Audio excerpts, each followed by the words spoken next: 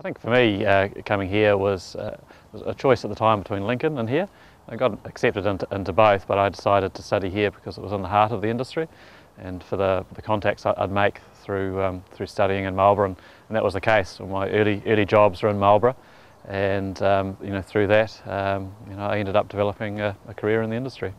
These days, I'm chief executive of Kono, which is the home for the Tohu brand and the Kono brand. And so I never started out to end up in a manager's sort of job, but that's just how my career's evolved, I suppose. So moving through viticulture originally, through winemaking, and ending up managing wine companies. I think it's a really great option to study in the heart of the industry, just for the people that you'll meet, and the work experience opportunities. I love the flexibility of the options here as well, so that you can start on the program and get the certificate or the diploma or move on to the degree. So other programs aren't so flexible, and also just the flexibility of the modes of study too, so online, in class, or a blend of the two. Yeah, no, the facilities are superb, and in terms of the lab gear, the model winery, but I think it's the work experience too that the placements that the students can have within the industry here. That's a real value.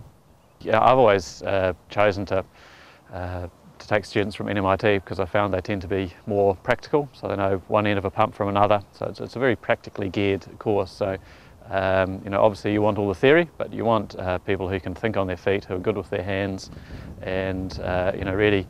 People have this idea that winemaking is a bit glamorous, but really 95% of it's washing things up, and you just need to get stuck in, and you want people who are happy to do that. Okay, I studied in the early days of the course, so 1993. It's just a one-year course in those days, a certificate in viticulture. So although it was viticulture, I ended up becoming a winemaker, but for me it was the start in the industry. Well, for winemaking, it was the lab and the winemaking gear was in the back of the tractor shed, so it's all evolved. But the vineyard behind me there, we planted that back in the early days, so it's interesting coming back now.